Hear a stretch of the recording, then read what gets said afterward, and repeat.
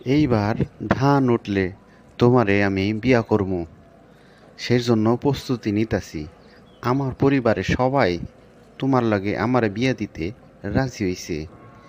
তুমি কোনো চিন্তা করো না, আমি দেখতাছি। বাড়ির সবাই বইলা দ্রুত তোমার আর আমার বিয়ের কথা বলতাছি। তুমি কি আমারে সত্যি ভালোবাসো?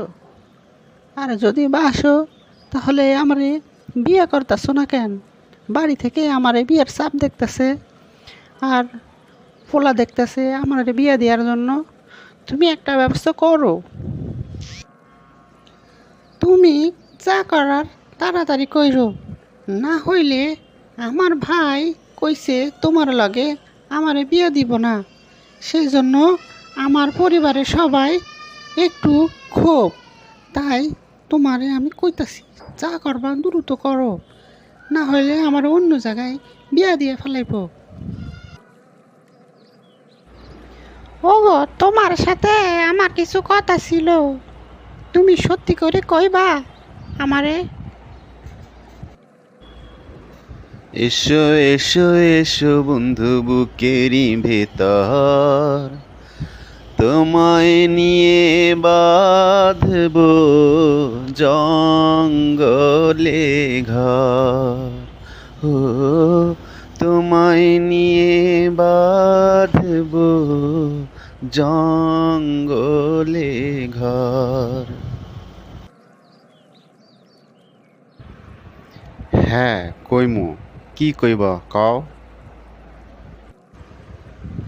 তুমি এত কথা কইও না গে, মনে লাগে ডর।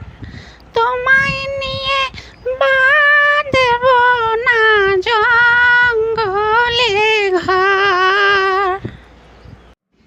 বাবা, তুমি আমারে কিছু বলবা? বলে বলো।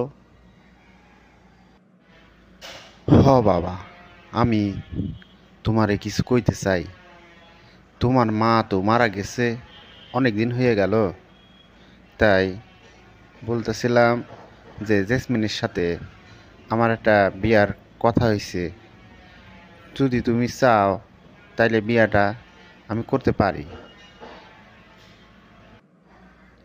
হ বাবা, তুমি বিয়েটা কইরা ফালাও।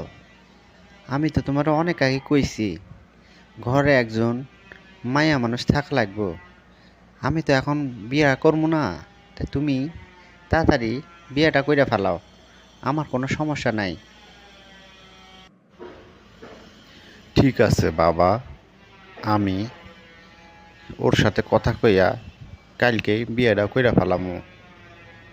তোমাকে আমি কইতাছি, বিয়ার পরও আমাদের ঘরে কোনো অশান্তি না হয় সেই কথা আমি তারে বলমু, যাতে আমরা সবাই মিলামিশা চলতে পারি। ঠিক আছে বাবা, তুমি থাকো, আমি আইতাছি। আচ্ছা বাবা, ঠিক আছে, তুমি যাও, কোনো সমস্যা নেই, তুমি বিয়েটা কইরা ফেলাও, এতে আমি অনেক খুশি হমু। সবাই যখন রাজি, তাহলে চলো আমরা বিয়েটা কইরা ফেলাই, সুখে শান্তিতে সংসার শুরু করি।